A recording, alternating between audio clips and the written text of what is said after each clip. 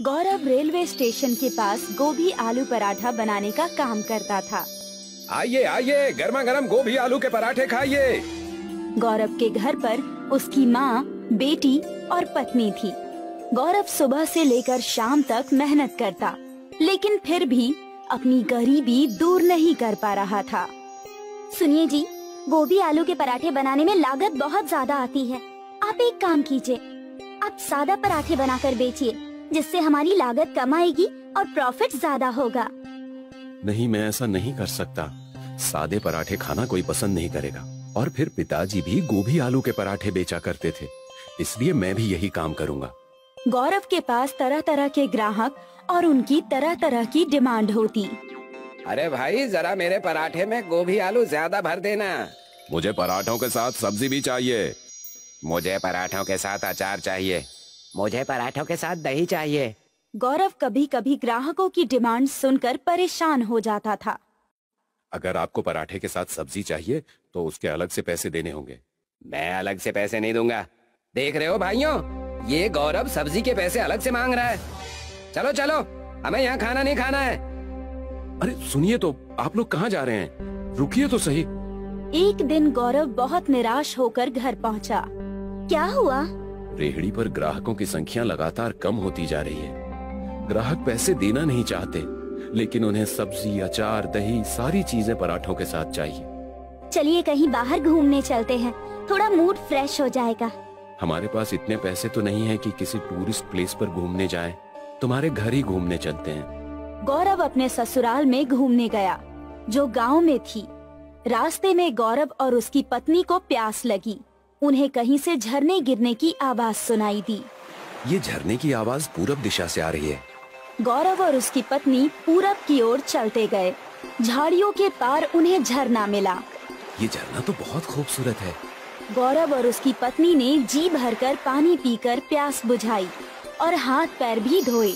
जब वे चलने के लिए तैयार हुए तो उन्हें किसी के कराहने की आवाज सुनाई दी। ये कराहने की आवाज झरने के पीछे से आ रही है। झरने के अंदर घुसकर देखना होगा, तभी पता लगेगा कि उस पार कौन है। लेकिन झरने के अंदर घुसना खतरनाक भी हो सकता है। क्या पता ये किसी तरह का जाल हो। तभी झरने में से एक आवाज आई। ये किसी तरह का जाल नहीं है, मेरी मदद करो। मैं एक साधु हूँ, मुझे कैद से मुक्त करो। मुझे झरने के पार जाना ही होगा गीता। अगर मैं वहाँ कैद होता तो क्या मैं नहीं चाहता कि कोई मुझे आकर कैद से आजाद करें? गौरव झरने के पार गया तो उसने देखा कि एक साधु एक कटीले खंभे से बंधा हुआ है। साधु की पीठ से खून बह रहा था। तुम कौन हो और यहाँ कैसे कैद हो गए? मैं सब कुछ बताऊंगा, पहले तुम मुझे कैद से आजाद करो। गौरव ने रस्सी खोल दी और साधु आजाद हो गया। तुम्हारा बहुत बहुत धन्यवाद। मैं एक साधु हूँ और मुझे कुछ शक्तियाँ प्राप्त हैं। मैं व्यक्ति की मनचाही इच्छा पूरी कर सकता हूँ। कुछ लोगों ने मेरा गलत फायदा उठाने की कोशिश की। जब मैंने उनकी बात नहीं मानी, तब उन्होंने मुझे इस झरने के पीछे कैद कर दिया। अगर तुम्हें चमत्कारी शक्तियाँ प्राप्त हैं तो तुमने स्वयं को खुद ही आजाद क्यों नहीं कर लिया? मैं अपनी शक्तियों का प्रयोग स्वयं के लिए नहीं कर सकता। ठीक है साधु महाराज, अब मैं चलता हूँ। मुझे अपनी ससुराल पहुँचना है और देर हो रही है। तुम खाली हाथ क्यों जा रहे हो? तुमने मेरी मदद की है, मैं तुम्हारी क्या मदद कर सकता हूँ? अगर तुम्हारी कोई इच्छा हो तो बता दो। नहीं साधु जी, मैं अपनी मेहनत और लगन से जीवन में कुछ हासिल करना चाहता हूँ। साधु गौरव से बहुत खुश हुआ और उसने मन ही मन गौरव को आशीर्वाद दिया। गौरव अपने ससुराल से लौटने के बाद फिर से अपने गोभी आलू के पराठे बनाने के धंधे में लग गया। आइए आइए, गर्मा गर्म गोभी आलू के पराठे खाइए। आइए आइए। ग्राहक फिर से तरह तरह की डिमांड करने लगे। अरे भाई, मुझे पराठे के साथ सब्जी भी चाहिए। सब्जी तो नहीं है। तभी अचानक उस आदमी के पराठे में से सब्जी निकलने लगी। मुझे पराठे के साथ दही चाहिए। मेरे पास दही नहीं है। लेकिन तभी उस आदमी के पराठे में से दही निकलने लगा। मुझे पराठे के साथ अचार चाहिए। मेरे पास अचार नहीं है। लेकिन तभी तीसरे आदमी की प्लेट में से अचार निकलने लगा। सारे लोगों का दिमाग चकरा गया।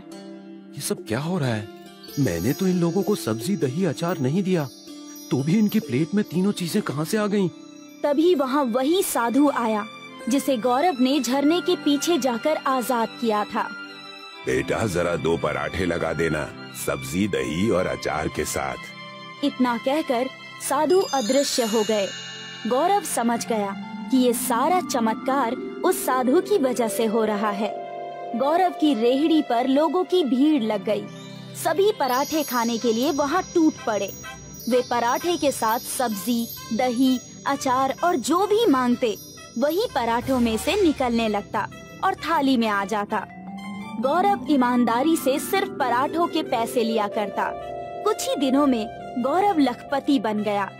गौरव ने सबको सच सच बता दिया कि ये चमत्कार एक साधु की वजह से हो रहा है, जिसे गौरव ने झरने के पीछे के कैद से मुक्त किया था। वे साधु झरने के पास ही ध्यान में लीन होकर तपस्या करने लगे। गौरव के बराबर में दीपक नाम का एक आदमी ठेला लगाता था। दीपक भी पराठे बेचा करता था। दीपक ने सोचा कि अगर वो भी गौरव की तरह वरदान प्राप्त कर ले तो वो भी जल्द ही अमीर हो जाएगा। दीपक गौरव के पास गया और उसने बातों बातों में वो जगह पूछ ली जहाँ झरना था। दीपक बंदूक लेकर साधु के पास पहुँच गया। तुम कौन हो और यहाँ क्यों आए हो? सुन बुढ़ऊ, मेरा नाम दीपक है और मैं गौरव के बराबर में रेहड़ी लगाता हूँ। तूने गौरव को वरदान देकर बहुत बुरा किया। तुम गलत समझ रहे हो। गौरव एक भला और मेहनती आदमी है। उसने मुझसे कोई वरदान नहीं मांगा था।